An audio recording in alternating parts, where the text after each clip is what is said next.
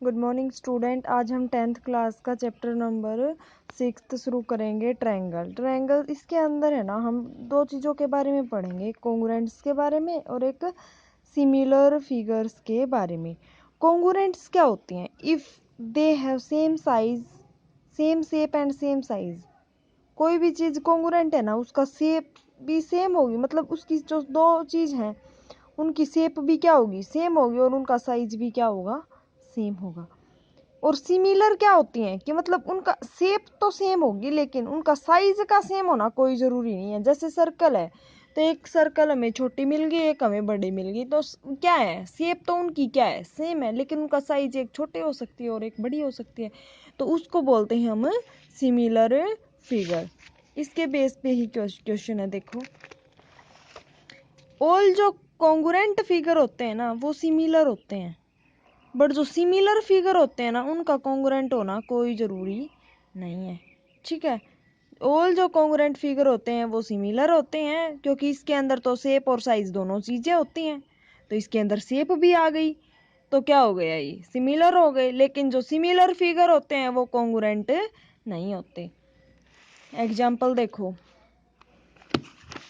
जैसे मैंने ये मान लिया, ये सर्कल और ये वाला सर्कल, ये दोनों सर्कल है ना, ये कॉन्ग्रुएंट है, मतलब इनका साइज सेम। अगर मैं सिमिलर ऐसे के ऐसे बना दूं तो उनका साइज क्या होगा, सेम होगा। लेकिन मैं एक ये सर्कल ले लूं, एक ये सर्कल ले लूं, तो क्या हो जाएंगी, ये शेप तो इनकी क्या है, सेम है, लेकिन साइज सेम नहीं है, तो ये फिगर होंगे सिमिलर फिगर। क्या होंगे ये, सिमिलर फिगर। ठीक है, तो जो क्या बता रखा है कि जो कॉन्ग्रुएंट फिगर होते हैं वो सिमिलर तो होते हैं, बट सिमिलर फिगर का कॉन्ग्रुएंट होना कोई ज़रूरी नहीं है। क्या बता रखा है, to polygons of same number of side, दो पॉलीगन्स हैं हमारे पास, उनकी जो नंबर ऑफ साइड है वो सेम है, आर सिमिलर्स, और वो सिमिलर हैं। Their corresponding angles are equal, और उनके कोरस्पॉन्डिंग एंगल भी इक्वल हैं, और कोरस्पॉन्डिंग साइज का कोरस्पॉन्डिंग जो साइड है उनका रेशियो भी क्या है, सेम है। नेक्स्ट देखो,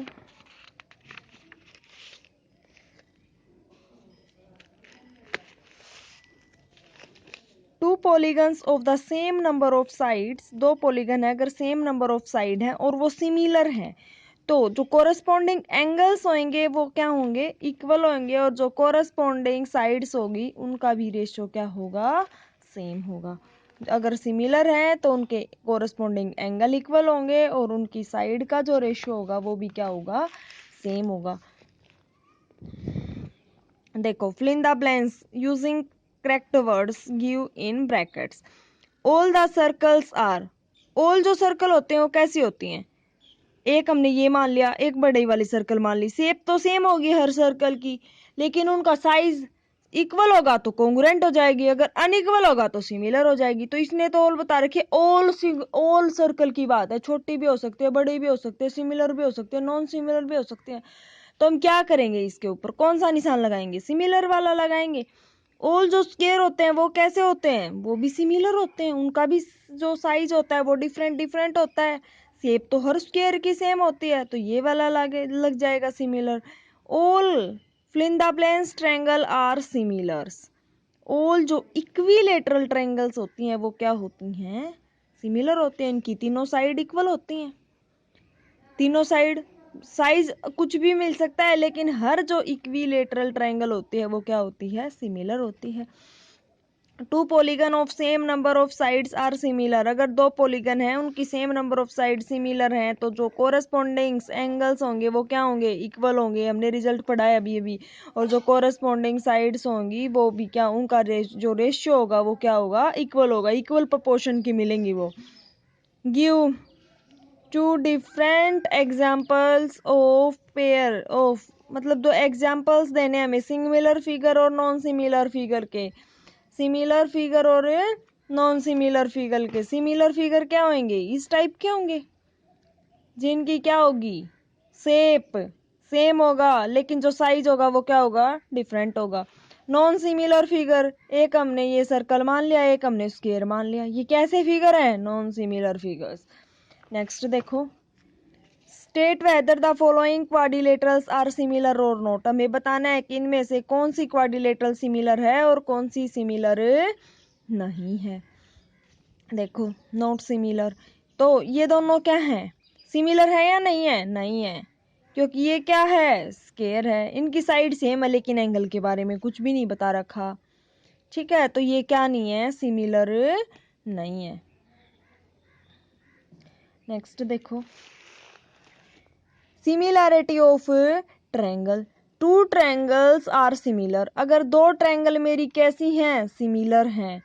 इफ जो कोरस्पॉन्डिंग एंगल भी इक्वल होंगे और जो कोरस्पॉन्डिंग साइड का जो रेशियो होगा वो सेम होगा। ये चीजें हमने पहले पढ़ ली।